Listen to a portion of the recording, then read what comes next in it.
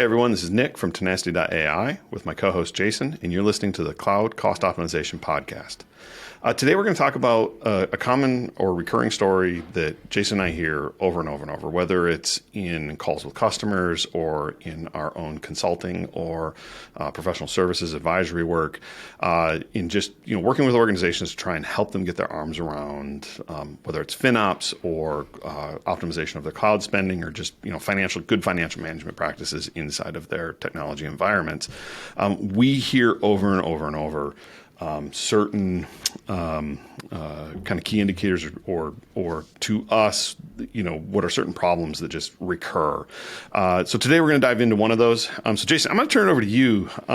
There's a number of times we've heard this story about going through an effort and then being surprised that basically the effort gets completely unwound. Do you want to highlight some of those instances that we've heard? Sure. It's really a common sort of story, even amongst these different companies, right? It's we hired a company or we had a project internally. That project included one of identifying all of the waste that we had in our environment and getting rid of it. It might have included maybe a commitment, we need to go do some reserved instances or some savings plans. It may have included a number of different things. And then also what's common in either the engagement you have with a partner or doing it internally is, and we need to create some processes to make sure that we don't get ourselves into this issue again, which typically happens. You get some processes, whether those processes are accurate or not, most likely not correct, because typically people follow processes that they agree with. But what happens is those processes get written, they get disseminated, and then like a lot of things, they don't get touched. And then you're looking at what we see is it's typically about no more than 6 to 9 months later, if you're not following those processes that you put in place, then most of the time, what we see with those companies is that they're going to have almost the same amount of spend that they had before they did the project, right? And it's because, the things that you do on a day-to-day basis led to the environment being this way. So unless you change everybody's behavior, which is not easy to do, right? Especially when we're in an economy which is a downturn, so I'm losing resources on my team, right? I'm strapped with needing to make decisions on whether I should go focus on cost optimization or should I go support all of these customers or internal customers, external customers, because they're having issues or problems. And if it's not affecting production, those things typically get put on the back burner if you don't have resources. So I'm gonna jump in here and liken this to something that recurs for me. But first I want to say, it's processes, but it might be recommendations, it might be best practices, whatever, the person who came in and did the initial, scope of work, helped to optimize the environment. They may have said, well, here are some best practices to follow. Here are some recommendations for what you should do in the future. Here maybe is a process for you to follow in order to see that you don't wander off the path again. And those have inevitably found down and to fall down. And to me, it's a little bit like the analogy of I go to the doctor, I get my blood work, something's high. I don't know what it is, triglycerides or glucose or cholesterol. Doesn't matter. Point is something you don't understand. Right. Something I don't understand, but the doctor tells me, okay, you need to go on a diet. And you're going to, reduce maybe calorie intake, right? And the reason that sort of recommendation fails is because what you really actually need is a lifestyle change. And I think that's actually true inside of cloud as well. It's the same sort of mechanical, like I'm putting you on a cloud diet.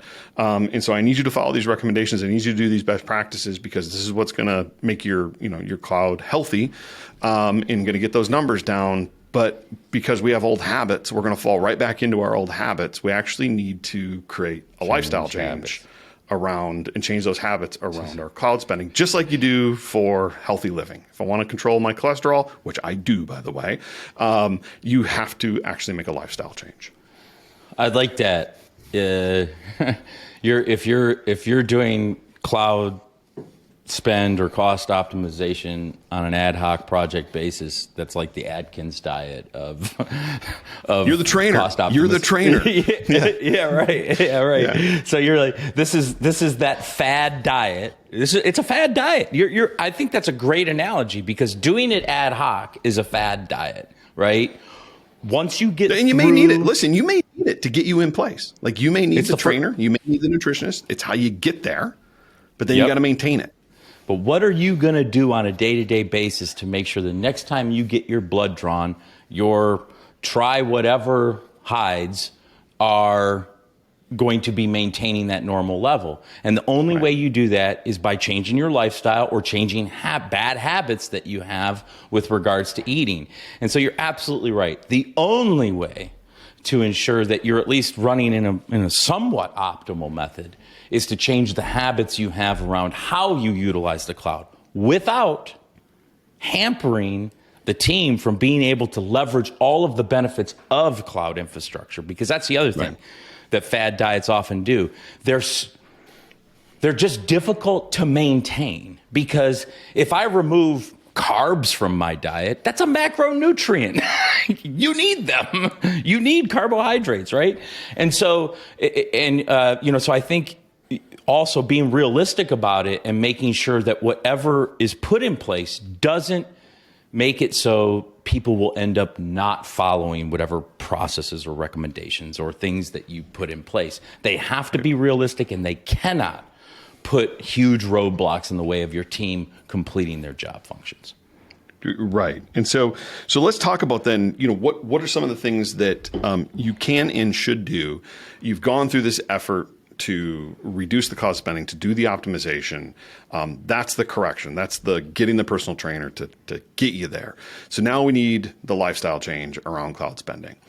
What are the things we need to go do? I'm gonna rattle off the first one. I'm gonna give you the chance to go on the second and third one. But I think it's the having that knowledge, that visibility immediately around how healthy you are. And you could equate this to kind of like standing on the scale, but that's not really like you stand on the scale until you get to where you want to be, and then you don't stand on the scale every day anymore.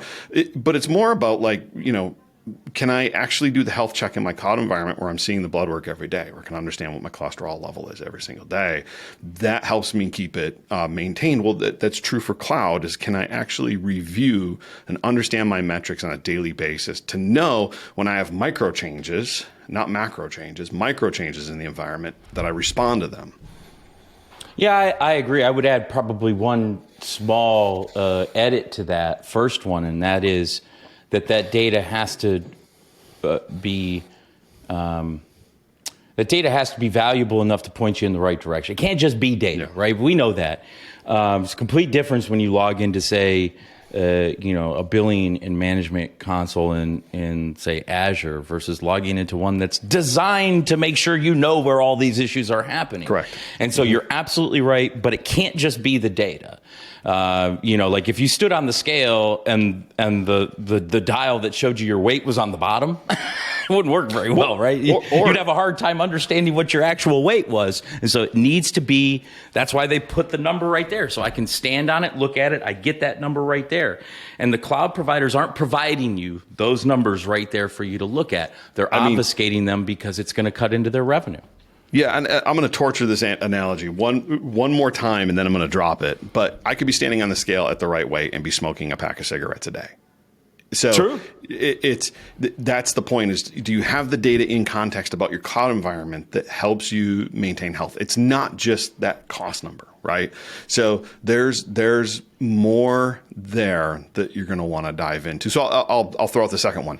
Am I actually getting analysis of the additional savings opportunities, the waste and abandonment that's going on inside of my environment? Because that is going to change fairly regularly as my business changes and as my use of the environment changes. So that's another one of those metrics. How do I change my lifestyle? Well, I've got to stay on top of savings opportunities. I can't let them build up as technical debt that I go take care of once a year, because I'm going to waste a ton of money doing that.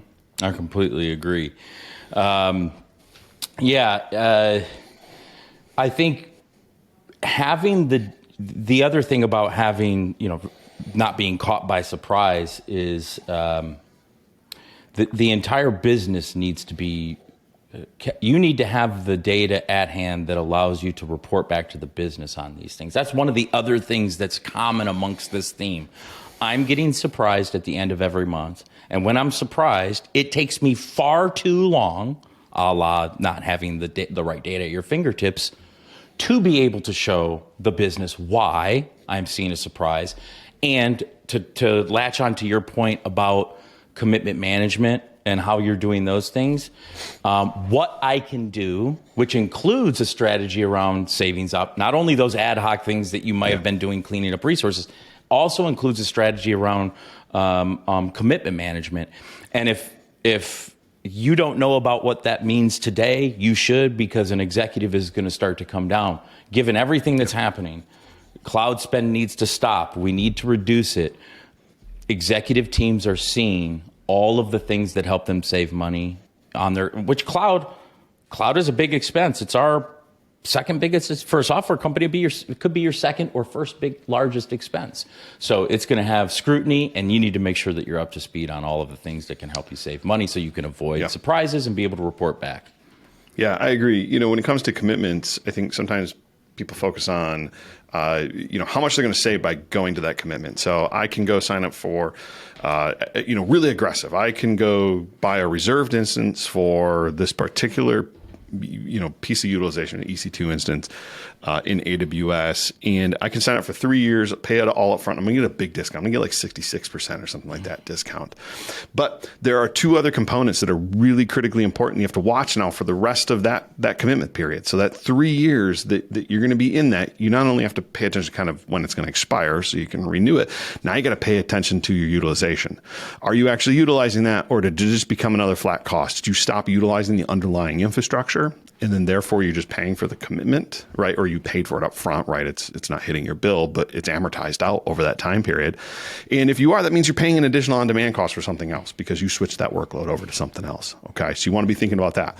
And the second thing you want to be thinking about is coverage, because your environment changes. And so you have a certain amount of commitments in that you've purchased that have a coverage, and it might be 100% today. Tomorrow it might be 98%. And in 2 months, it might be 76%. And, 6 months, 9 months down the road, you might be only at 40% coverage, meaning there's all this opportunity that still exists for you to go reduce cloud spending and have better financial controls around, or even smoothing of your finances around your cloud spending. Also, it could be that my savings rate is at 70% today, and it could be at 98% if I made these changes, which is also important as well.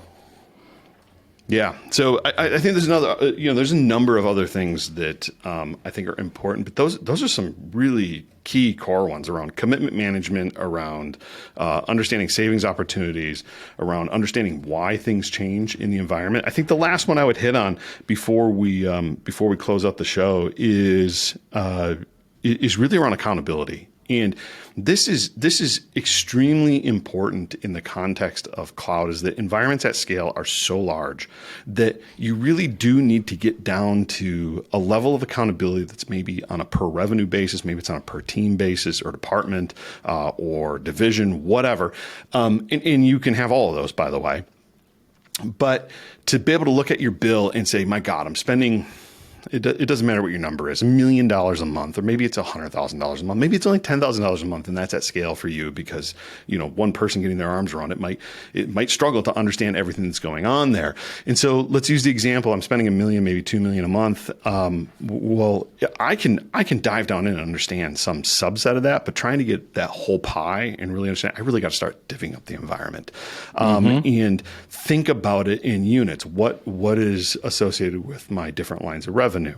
What's associated with my dev environment? What do my test environments look like? What are my QA environments? That might be a matrix, by the way. That might be like, hey, there might be a dev environment inside of my primary line of revenue, and maybe we have a major release coming, which is going to change the trajectory of the revenue there, that is going to cause some sort of anomalous spending. And I expect that. Well, I need to know that that's located there and that my anomaly isn't showing up somewhere else, right? So really part of the lifestyle change in cloud spending is really understanding how that environment is broken up and getting down to something that a person, a human being with their head can actually wrap their mind around it and think about the problem.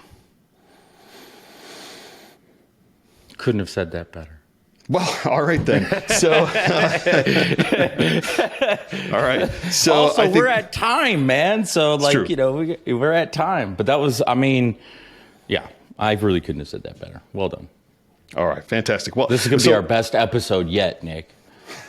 And anybody that... All right. Funny. So thank you for listening to the Cloud Cost Optimization Podcast. Head out to tenacity.ai. Happy to do a demo with any of you all at any time. And tune in for more episodes coming soon. Thanks for listening.